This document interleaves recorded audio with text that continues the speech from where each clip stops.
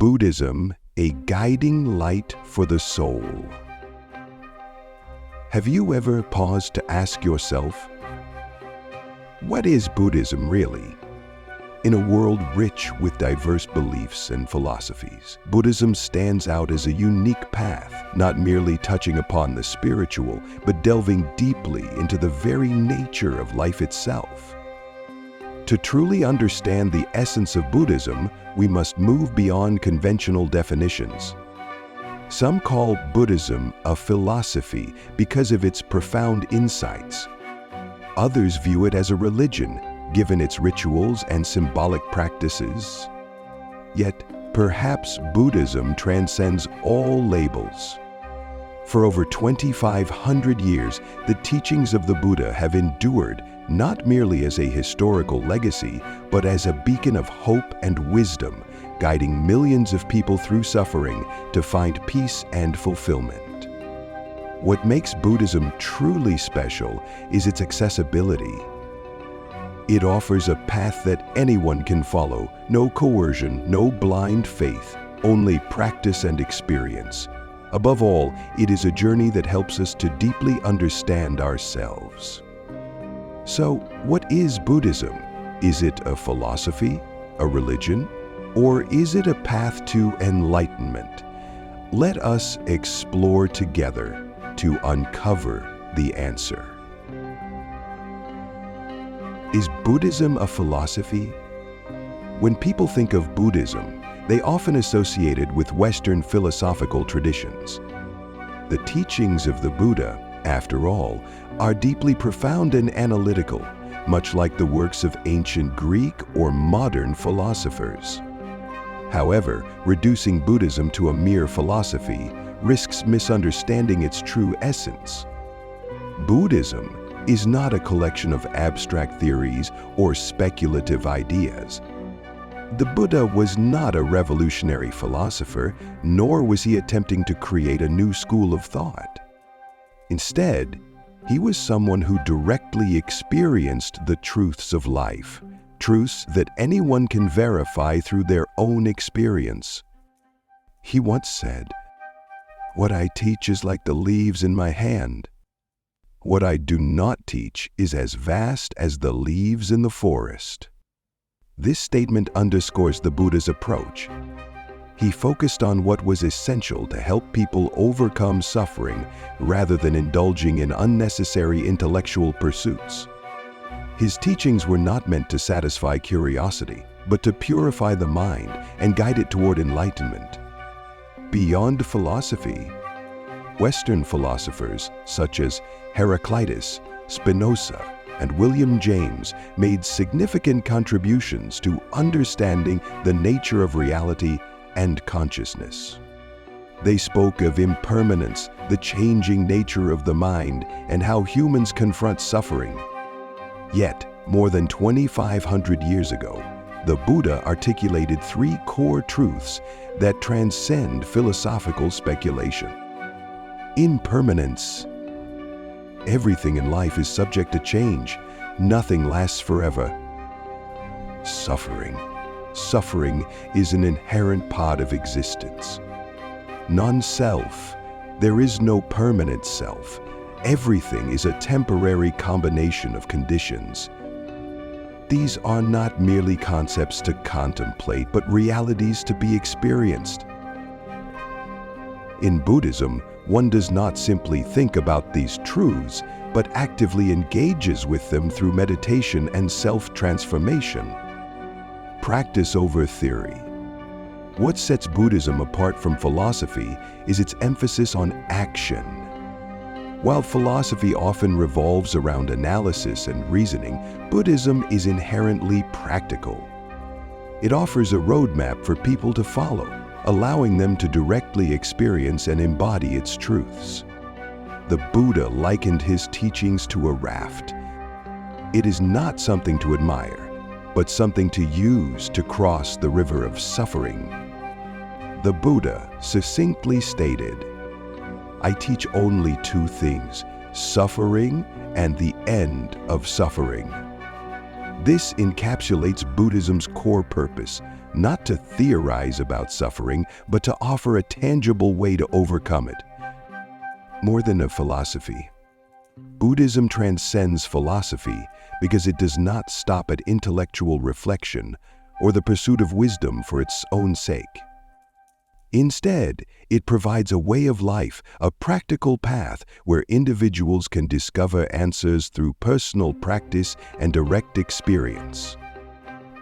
The truths taught by the Buddha are not doctrines to memorize, they are guides for living and transforming oneself. So, if you ask, is Buddhism a philosophy? The answer is no.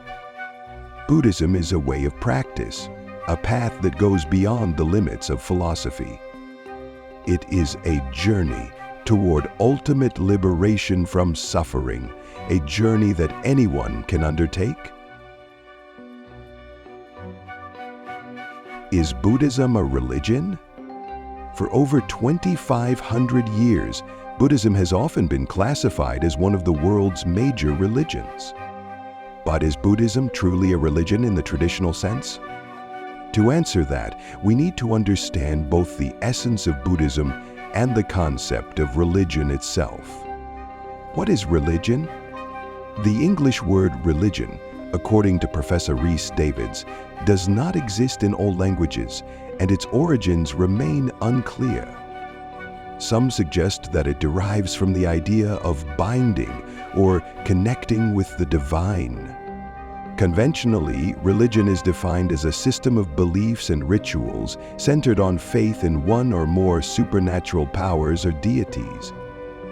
However, Buddhism does not fit neatly within these parameters.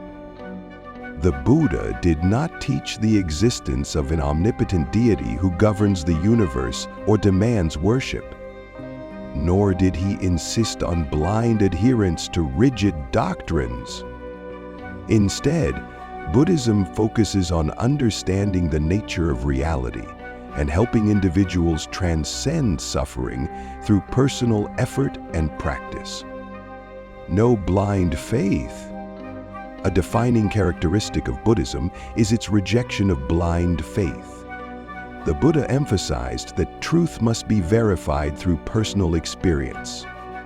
Speaking to the villagers of Kalama, he famously said, "Do not believe something simply because it has been passed down or because it is widely accepted. Test it for yourself and see if it is true." In Buddhism, faith is not passive or unthinking. Instead, it is grounded in understanding and direct insight. Buddhists are encouraged to question, explore, and validate the teachings rather than accept them unquestioningly. No supreme gaiety. Another key distinction that sets Buddhism apart from most traditional religions is the absence of a supreme deity. The Buddha was not a god, nor did he claim to have divine powers to grant blessings or salvation. He was a human being who achieved enlightenment and shared the path with others. Buddhists do not pray for favors from the Buddha or any supernatural being. Instead, they focus on self-transformation, as the Buddha himself taught. You must strive on your own. The Tathagata, Buddha, is only a guide. Buddhism does not require dependence on divine intervention for liberation. Instead, it empowers each individual to attain enlightenment through their own efforts. Reverence without worship. In Buddhism, acts of reverence, such as bowing to a Buddha statue or offering flowers at a Bodhi tree, are not forms of deity worship. Rather, they are expressions of respect for the ideals of compassion, wisdom, and enlightenment that the Buddha represents.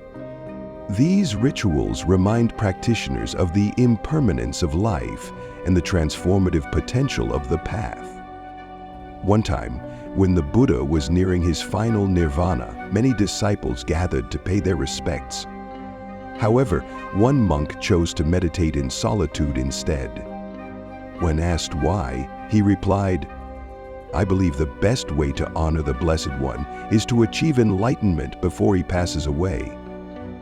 The Buddha praised this response, highlighting that the highest form of respect is to live by and practice his teachings rather than relying on ritual alone. Buddhism beyond religion. Buddhism is not a religion in the conventional sense. It does not revolve around worship or dependence on divine powers.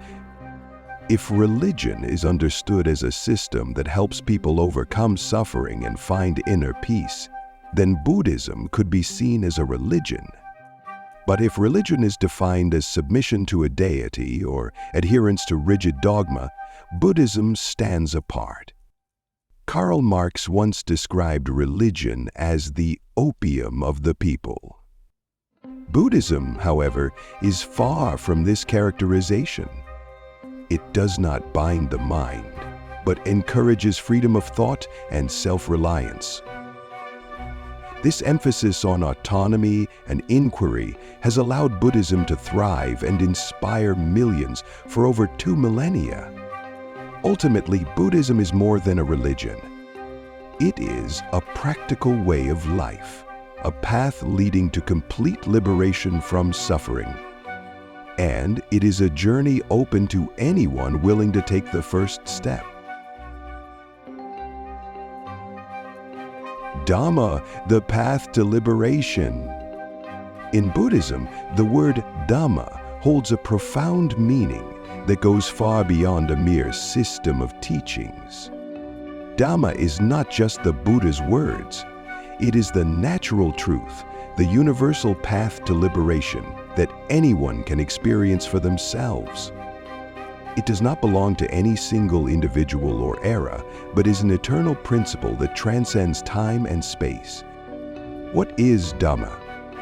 In Pali, Dhamma means support or that which upholds. It is what keeps people from falling into suffering, guiding the mind toward clarity and actions toward righteousness. The Buddha did not invent Dhamma. He uncovered and illuminated it, enabling us to recognize the truth that has always been present. He once explained, "Whether Buddhas arise or not, the Dhamma remains." Yet, it is often hidden by ignorance, and only when a Buddha appears is the Dhamma revealed and taught. Dhamma is the ultimate reality of all things.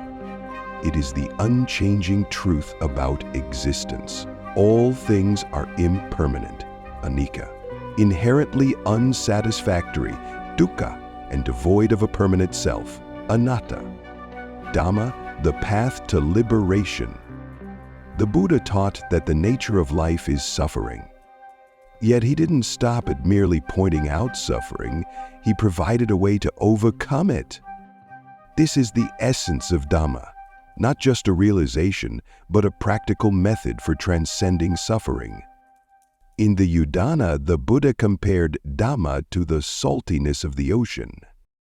Just as the mighty ocean has but one taste, the taste of salt, so too does the Dhamma have but one taste, the taste of liberation. Vimutti. Dhamma is not a collection of abstract theories. It is a tool, a guide, leading to enlightenment, where liberation from suffering is the ultimate goal. Dhammas is within us. What makes Dhamma unique is that it is within the reach of everyone. The Buddha taught that truth is not something to be sought in distant places. It resides within each individual.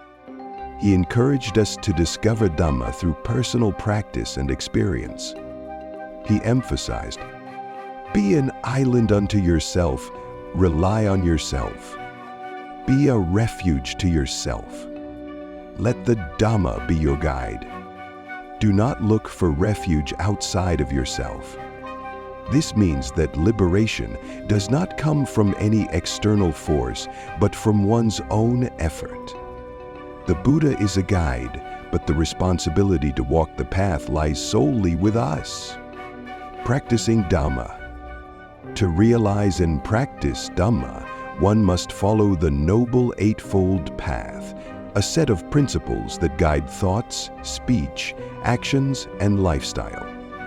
Only through practice can we perceive the truth and attain peace of mind.